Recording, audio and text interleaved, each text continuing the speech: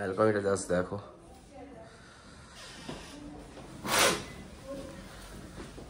এখানে বসে সারাক্ষণ টাইম কাটিয়ে দেওয়া যাবে। আর এই যেতে যেতে লেফট সাইডেই পড়েছে গ্রিনারিজ, যেটা মানে দার্জিলিং এলে ম্যাক্সিমাম লোকই এই জায়গাটা দাঁড়িয়ে ছবি তোলে। আর এখানটা ছবি তোলা যথেষ্ট একটা চাপ আছে।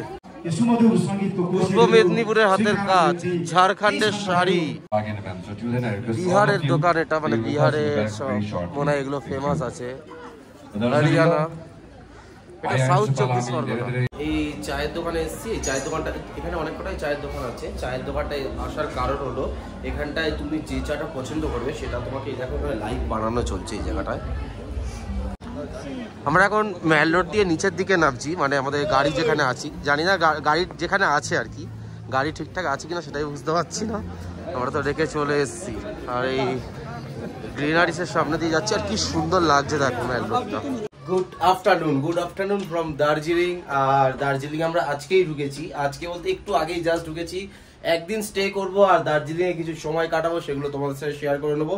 আর আমরা একটা সুন্দর হোটেলে উঠেছি। হোটেলটা যদিও এর আগে আমি হোটেল নিয়ে একটা ভিডিও করেছিলাম আগের বারে যখন এসেছিলাম, তো যাই হোক, তো সুন্দর একটা হোটেলে উঠেছি। সেই হোটেলটা আগে যে রুমটা আমরা আছি, রুম টেরিফ কত সেটা তোমাদের একবার দেখিয়ে দিচ্ছি, জাস্ট দেখে নাও তোমরা। আমরা যে হোটেলটায় উঠেছি সেটার নাম হলো হোটেল ট্রাভেলার্স প্যারাডাইস। আর এই দেখতে হচ্ছে একদম রাস্তার উপরেই, পাশ দিয়ে গেছে টয় ট্রেন, মানে দাঁড়িয়ে থাকলে প্রায় টয় ট্রেন এখানে দেখা যাবে। আর রুমটা চলো তোমাদের দেখিয়ে দিই। আর এটা হলো আমাদের হোটেলের রিসেপশন, রাতে গাড়ি রাখার জন্য এখানেই ব্যবস্থা আছে, এই ভেতরেই আমরা গাড়ি রাখতে পারবো। আর এটা হলো হোটেলের রিসেপশন আমাদের। এটা আমাদের রুম, সেকেন্ড ফ্লোর, 204 নম্বর রুম। আর ঢুকেই একটা এরকম বড় সাইজের বিছানা আছে, আর এরকম ইলেকট্রিক কেটেল আছে, জগ আছে, দুটো গ্লাস আছে, এরকম মিরর আছে এখানটা একটা, আর ওয়ার্ড্রপ আছে, দুটো সোফা, একটা টি টেবিল, টিভি, আর দুখানা পাশাপাশি উইন্ডো আছে যেখান থেকে সুন্দর ভিউ আছে। আর এপারে আছে বাথরুম, বাথরুমটাও বেশ বড়সড় বাথরুম, বাথরুমে বেসিন আছে, গিজার আছে, কোমোড আছে, এবার একটা উইন্ডো আছে, কল আছে। আর সব থেকে এই রুমটা এটা আমার ভালো লাগে বা ভালো লেগেছে সেটা হলো এই ব্যালকনিটা খুবই সুন্দর। ব্যালকনিটা জাস্ট দেখো।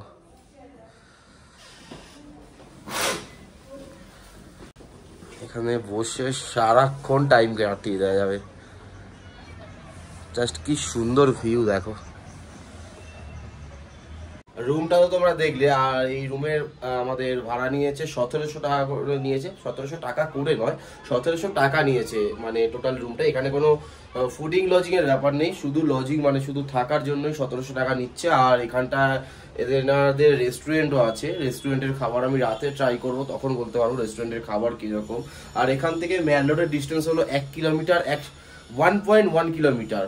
আর আমরা এবার একটু মেল রোডের দিকে যাব। মেল রোডে গিয়ে আমাদের দুপুরে লাঞ্চও করা হয়নি, লাঞ্চ করবো, মেল রোডটা ঘুরবো, সেগুলো সব শেয়ার করব।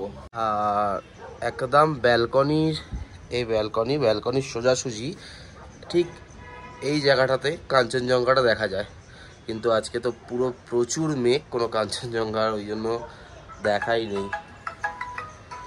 আমরা মেল রোডে চলে এসেছি। আর এই হোটেল মহাকালা রেস্টুরেন্ট বলে যে জায়গা, মানে যে রেস্টুরেন্টটা আছে, এখান থেকে আমরা লাঞ্চ করলাম, বাঙালি খাবার, ভালোই খাবার দাবার। আর একটা সমস্যা আছে, আমার তো গাড়িটা আমি ওখানে রেখে চলে এসেছি, জানি না কি হবে। পার্কিং এখানটায় আমি গাড়ি রাখতে গেলে পার্কিং প্রচুর দূরে, পার্কিং নিয়ে একটা বিশাল সমস্যা হচ্ছে। তো আমি এখানে গাড়িটা মানে যেখানে খেলাম ওর পাশে রেখে চলে গেলাম, কাউকে কিছু বলিনি, জানি না আবার কেস মানে দিয়ে দেবে কিনা সেটাও জানি না। তো মেল রোড এই ওপরেই আছে কেভেন্টার্স, পাশ দিয়ে গেছে মেল রোডের রাস্তা, মেল রোডের দিকে যাবো আমরা এবার। এইটা মেলে যাওয়ার রাস্তা। আর চারিদিকে এরকম, চারিদিকে না এরকম সাইডে বসার জায়গা আছে। আর এই হলো কেভেন্টার্স। মলের রাস্তা দিয়ে হেঁটে হেঁটে যাচ্ছি। আর এরকম 16 আনা বাঙালি পড়েছে মানে খাবার রেস্টুরেন্ট, এখানেও তোমরা পারলে দুপুরের খাবার বা রাতের খাবার খেতেই পারো। আর চারিদিকে এরকম শীতের পোশাকের দোকান, মেডিসিন সব আছে, আরও প্রচুর শোপিসের দোকান, অনেক কিছুই আছে রাস্তার ধার ধরে, মলে যাওয়ার রাস্তা। আর এই যেতে যেতে লেফট সাইডেই পড়েছে গ্রিনারিজ, যেটা মানে দার্জিলিং এলে ম্যাক্সিমাম লোকই এই জায়গাটা দাঁড়িয়ে ছবি তোলে, আর এখানটা ছবি তোলা যথেষ্ট একটা চাপ আছে। আরে জলদি প্রচুর চাপ, দেখতে পাচ্ছ তো। 30 মিনিট মতো হয়ে গেছে, আমরা এখনো মেন রোডের রাস্তায় হাঁটা শুরু করেছি, এখনো মেন রোড পর্যন্ত যেতে পারিনি। তার কারণ হলো এই আশেপাশের এই দোকানগুলো, প্রত্যেক কটা কোনো দোকানে ঢুকেছে, অথচ আমি বলেই এসেছি এবারে কিচ্ছু কিনবো না, কারণ এই বাইক নিয়ে এসে লাগেজ ভারী হয়ে গেলে প্রচণ্ডই চাপ হয়ে যায়। এমনি লাগেজগুলো লোড হয়ে আছে প্রচুর, কিছু কিনবো না বলেই দিয়েছি। তাও ঢুকছে, একটা জিনিস নিচ্ছিল, আবার আমি বেরিয়ে এসেছি দোকান থেকে, চলে এসছে।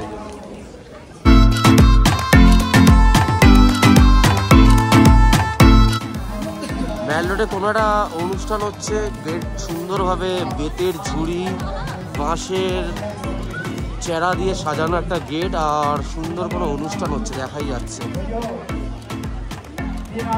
মুর্শিদাবাদ, গুজরাট, দার্জিলিং লেখা আছে, কিছু সব করা আছে।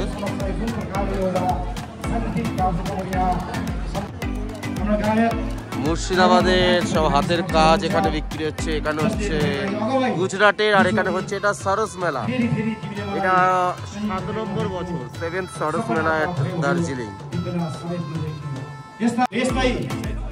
কতগুলো সব বসেছে খালি দেখো, লাইন ধরে সব বসে আছে, আর মাঝখানে একটা স্টেজ, আবার এপারে লাইন দিয়ে এরকম সব বসে আছে। পূর্ব মেদিনীপুরের হাতের কাজ, ঝাড়খণ্ডের শাড়ি, রেশম শিল্পী লেখা আছে, রেশম শিল্প হবে নাকি, যাই হোক। তোমাদের কলকাতার কিছু নেই? কলকাতায় খুঁজছি আমি এখন। বিহারের দোকান এটা, মানে বিহারের সব মনে হয় এগুলো ফেমাস আছে। হরিয়ানা, এটা সাউথ 24 পরগনা।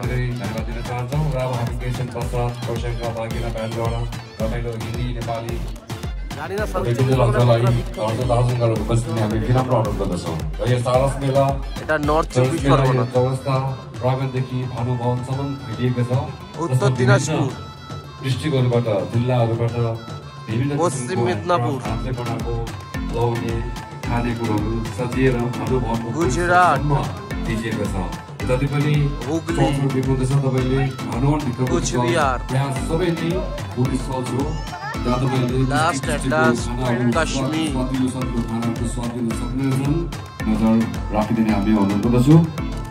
साथै भोलिको प्रोग्राम तपाईलाई म भन्न चाहन्छु। भोलि हामीसँग कालेबुङ आइएनसी ब्यान्ड कार्यक्रम रहेको छ।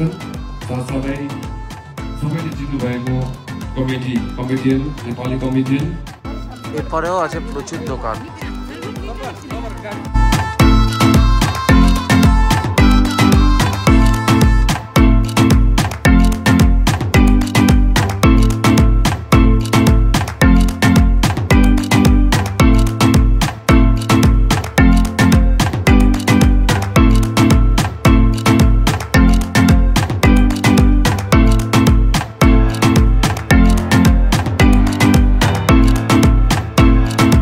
এরকম ঘোরাঘুরি করছি আপাতত মেন রোডের পাশে, রোডটা ধরে প্রচুর জায়গা আছে, দোকান আছে, টুকটাক কয়েকটা জিনিস কেনার ছিল কিনলাম, আর এইসব ক্যান্ডি ফ্যান্ডি কিনে খাচ্ছি,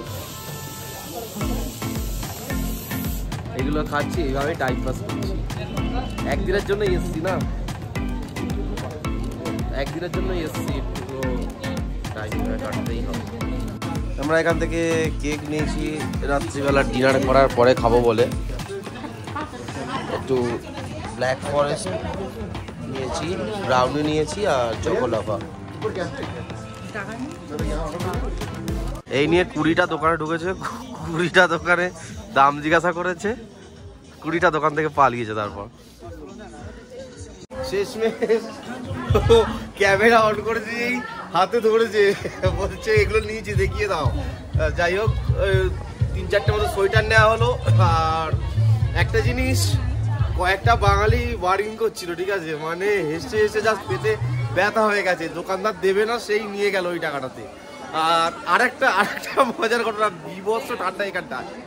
একটা কাকিমা, উনি সোয়েটার কিনছিলেন ওনার হাজব্যান্ডের জন্য, ওনার হাজব্যান্ডের চেয়ার নাকি আমার মতো, 4-5টা সোয়েটার আমাকে, মানে এইটা খোলালো, আমার জ্যাকেট খুলিয়ে 4-5টা সোয়েটার আমাকে পরালো, পরিয়ে তারপর দেখে নিল। কি ঝামেলায় পড়েছে আমি কিছু বলতেও পারছি না। প্রথমে একবার বললাম, হ্যাঁ বললাম, তারপর থেকে পরিয়েই যাচ্ছে একটা সোয়েটার। ও বাবা, বেশ ভালো মজা হলো আর কি ওখানটায়। একটু চা স্টোরসে ঢুকবো, চা নিতে হবে একটু, মা বলে চা নেওয়ার জন্য। চা স্টোরস, এই চায়ের দোকানে এসেছি। এই চায়ের দোকানটা, এখানে অনেক কটাই চায়ের দোকান আছে। চায়ের দোকানটায় আসার কারণ হলো এখানটায় তুমি যে চাটা পছন্দ করবে সেটা তোমাকে, এই দেখো এখানে লাইভ বানানো চলছে। এই জায়গাটায় এখানে বানানো চলছে। যে চাটা নেবে সেটা তোমাকে টেস্ট করিয়ে দেখিয়ে তারপরে দেওয়া হবে। আমি লাল চা নিলাম, পাতা চাটা নিলাম, সব থেকে ভালো কোয়ালিটিটা নিলাম। তো দেখি টেস্ট, মানে নিলাম বলতে আপাতত টেস্ট করবো, টেস্ট করার পরে তারপরেই নেবো। চা চলে এসছে আমাদের, টেস্টিংয়ের চা। কিরকম চাটা? ভালো। আমাদের এই 2 কাপ চা দিয়েছে, এই একটা আর এই একটা। আমরা এখন চায়ের পর চা টেস্ট করতেই থাকছি। ওটা তো নিয়েছি, আবার এটা ওর ইচ্ছা হয়েছে কি মশলা, এটা কি আছে মশলাটি, কি এলাচ ফেলাচ আছে, এটা আমার নেবে ইচ্ছা হলো। তা আমি বললাম তা খেয়েই দেখি, যদি ভালো লাগে আমিও একটু নেবো। ও চা খায় না, চা এত সুন্দর একটা চায়ের দোকান থেকে ওরা চা নেওয়ার ইচ্ছা হলো আমার। ঠান্ডার সময় খাবে, তাই হোক। আমরা চা নিয়েছি, 1000 টাকার চা কিনে ফিরছি। আর ওই ফ্লেভার টি নিল, আর আমি 2টো লাল চায়ের প্যাকেট নিলাম, মানে প্যাকেট বলতে 200 গ্রাম নিলাম আর কি। আর ও একটা ফ্লেভার টি নিল। আমি একটা 2টো লাল চা নিয়েছি, একটা ওই দুধ চা নিয়েছি, আর একটা ও ফ্লেভার টি নিল, মশলা টি। ওই তো মশলা টি ফ্লেভার টি একই তো জিনিস। আমরা এখন ম্যাল রোড দিয়ে নিচের দিকে নামছি, মানে আমাদের গাড়ি যেখানে আছি, জানি না গাড়ি যেখানে আছে আর কি, গাড়ি ঠিকঠাক আছে কিনা সেটাই বুঝতে পারছি না। আমরা তো রেখে চলে এসেছি, আর এই গ্রিনারিসের সামনে দিয়ে যাচ্ছি। আর কি সুন্দর লাগছে দেখো ম্যাল রোডটা। আর এখানে মেন রোড ফেস্টিভ্যালটা হচ্ছে না, ওটা 19 তারিখ থেকে 22 তারিখ পর্যন্ত, 19শে নভেম্বর থেকে 22শে নভেম্বর। আর আজকে হলো 20 নভেম্বর, তাই জন্যই মনে হয় এতটা সাজানো। আমি জানি না নর্মাল টাইমে এরকম সাজানো থাকে কিনা। আমরা এই রেস্টুরেন্টটাতে খেয়েছি, এটা হলো কেভেন্টার্সের পাশ থেকে নেমে এসে এখানে খেয়েছি। হেলমেটগুলো এখানে রেখেছি, আর আমার গাড়িটা দেখো কোথায় রেখে, তোমরা পারলে এখানে রেখে যেতে পারো, সেফই আছে দেখতে পাচ্ছি গাড়িটা।